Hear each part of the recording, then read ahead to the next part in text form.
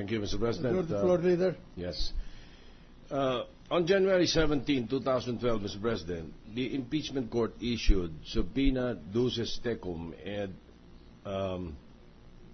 ad testificandum, directing Mr. Giovanni Nang, Finance Director of Mega World Corporation, Aniceto V. Bisnar Jr. and Lourdes R. Reyes of Fort Bonifacio Development, Grace Evangeline F. Manangkil Santa Ana and Nerissa Joseph of Community Innovations Incorporated, and Rogelio T. Serafica of Burgundy Development Corporation to testify and bring with them certain documents purportedly showing evidence of ownership of properties by Chief Justice Corona and or his family members. Mr. President, for the information of the parties and for the record, the presiding officer issued an order earlier today concerning the said subpoena duces tecum et ad testificandum. May I ask the clerk of court to read the order? This clerk of court may proceed. The whole order or dispositive? This positive portion, if possible, Mr. President. Dispositive portion. The In order. view of the foregoing, Messrs. Giovanni C. Nang, Aniceto V. Bisnar Jr. and Rogelio T. Serafica and Madams Lourdes R. Reyes, Grace Evangeline F. Manangkil Santa Ana, and Nerissa N. Joseph sought to be presented by the prosecution as their witnesses by virtue of the subpoena duces tecum and ad testificandum issued by this impeachment court may not be compelled to surrender and or show documents and or give testimony on details of transactions not involving Chief Justice Renato C. Corona and or his family members in order not to violate the constitutional right of privacy of private persons and so as not to infringe upon the right of such private persons to secure their papers and effects against unreasonable searches and seizures. So ordered, January 30, 2012, Juan Ponce Enrile, Presiding Officer. Mr. President, Floor leader. shortly before noon today, January 30, 2012, the prosecution filed a manifestation stating, among others, that in order to facilitate an expeditious trial, it behooves the prosecutors to present evidence for Article 3 before presenting the previously manifested Articles 1 and 7. The prosecution further manifests that, consequently, the prosecutors are constrained to seek the liberality of this honorable court to allow it to present Article 3 prior to Article 1, as previously manifested.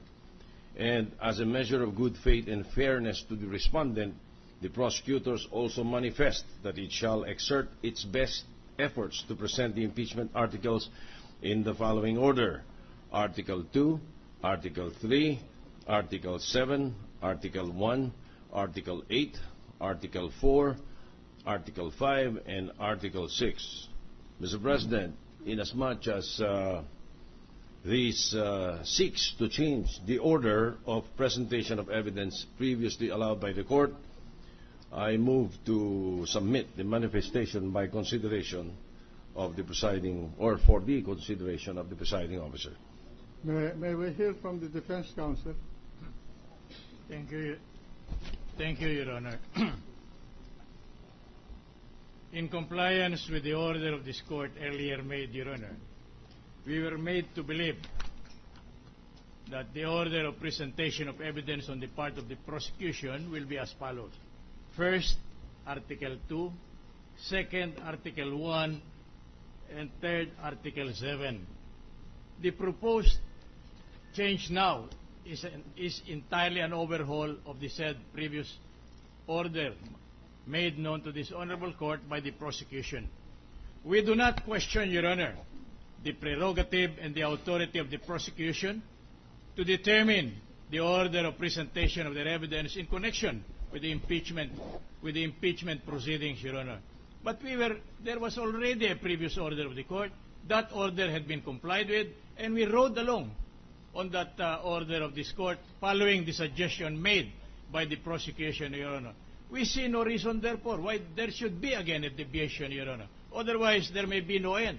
The next day, there may be another order, another setup on another day, and that will further delay the proceedings in this case, Your Honor. It is not that we are not prepared to tackle the evidence that will be presented in connection to the order suggested, but we are made to believe that it is the right of the respondent, Chief Justice, Your Honor, to due process also. Give him time to prepare for whatever eventuality may happen in the change of the order, Your Honor. This is precisely for that reason that we are making of record our objection to another proposed order of procedure in presenting the prosecution's evidence, Your Honor. Thank you. What is the pleasure of the We just want chief to. of the defense panel? Yes, Mr. President. We just want to say something Proceed. and respond to the statements made by the defense counsel. Your Honor, it's not a total overhaul of the articles. We just put Article 3 ahead of Article 1 because of we believe in the orderly presentation of the articles, and Article 2 is about the dishonesty of the Chief Justice. Then Article 3 is about the moral fitness. So it goes to the storyline and the proper presentation of our case. And in good faith, Mr. President, we filed a manifestation today to give not only the senators time, but as well as defense counsel.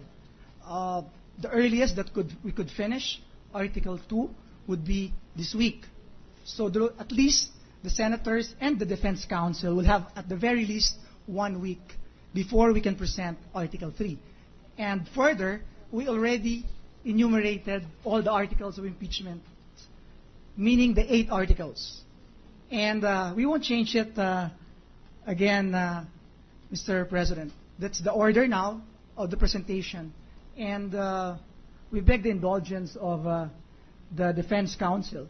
This is in good faith. This is for the orderly presentation of our case. And we want, as soon as possible, we want to finish presenting our evidence, witnesses, documents, as soon as possible. Thank you, Mr. President. The chair would like to know, does the rule, do the rules of the House with respect to impeachment specifically state the ordering of the articles of impeachment? It does not, Mr. President. Under the rules of the impeachment of the House of Representatives, there's no specific provision on the sequence of the articles. So, under your rules, you can, in the presentation of your evidence in chief, you can reorder the presentation. That's correct, Mr. President. In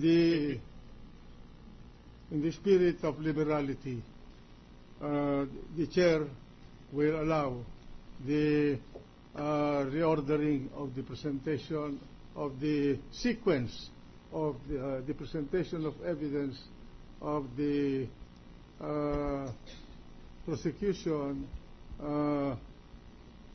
in accordance with their best rights.